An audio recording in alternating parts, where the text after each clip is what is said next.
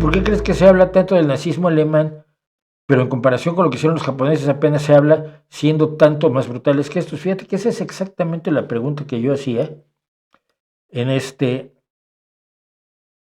video que hice sobre los brutales crímenes de Japón en la Segunda Guerra Mundial.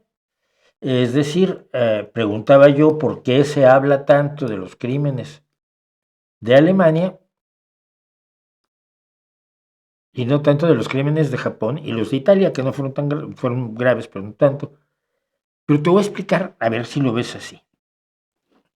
En China, en Corea, en Filipinas, en Laos, no se habla de lo que hicieron los alemanes, los nazis alemanes. Bueno, sí, eran muy malos, hicieron cosas horrorosas, pero de lo que se habla es de lo que hizo Japón. ¿Por qué?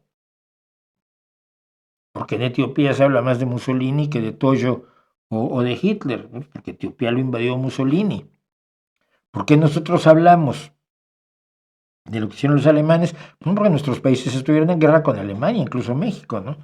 Y porque nos tocó cerca y gente como nosotros fue la víctima de Hitler en un entorno geográfico cercano. Los japoneses casi no, salvo casos como evidentemente los prisioneros de guerra, tanto británicos, sobre todo la Mancomunidad Británica de Naciones y de los Estados Unidos, fueron tratados de maneras absolutamente obscenas, pero no eran tantos. Las grandes atrocidades japonesas, como lo cuento precisamente aquí, se dan en China, en Corea, en Filipinas, Tailandia. Y entonces a nosotros nos queda más lejos el rapto de Nankín, que es uno de los casos más atroces, más brutales de crímenes de guerra cometidos por el imperio japonés, nos queda lejos. La invasión de Polonia nos queda más cerca. Yo creo que es fundamentalmente eso. No hay que buscarle tampoco mangas al chaleco en ese sentido.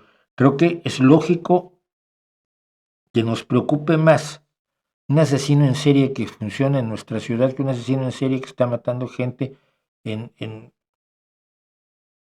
en Uganda.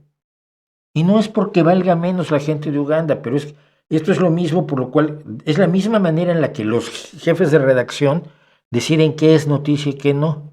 Y uno de los elementos que debe tener la noticia para que el público lector la considere noticia es la proximidad. La proximidad tanto en el tiempo como en lo geográfico, o en lo social, o en lo nacional. Entonces le pegaron a un mexicano en París, gran escándalo, y un mexicano sacando la bandera y cantando el himno y diciendo que en París todos son los malvados. A los parisinos les rompen la cara todos los días otros parisinos, pero no salen en los periódicos de México.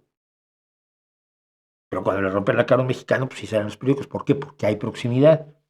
Y esa proximidad es un fenómeno que afecta qué es lo que consideramos una noticia, pero es también lo que afecta cómo vemos la historia. Nos interesa. ¿Cuándo te has interesado tú, por ejemplo, de cómo los Países Bajos desarrollaron la labor de ocupación de las Indias Occidentales, de las islas que hoy todavía hablan incluso holandés, ¿no? Flamenco? El Caribe, Guadalupe, está cerca, pero es de los holandeses.